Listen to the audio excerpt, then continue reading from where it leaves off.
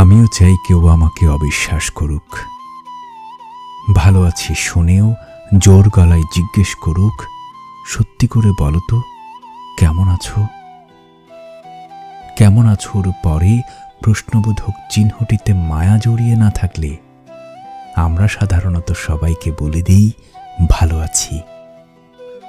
আমি ভালো নেই কেবল তাকেই বলা যায় যার কাছে ভালো থাকার কারণ চাওয়া যায়, পাওয়া যায়। আলোবতী, তুমি কি আমাকে একটিবার সন্দেহ করে জিজ্ঞেস করতে পারো না সত্যিই আমি কেমন আছি?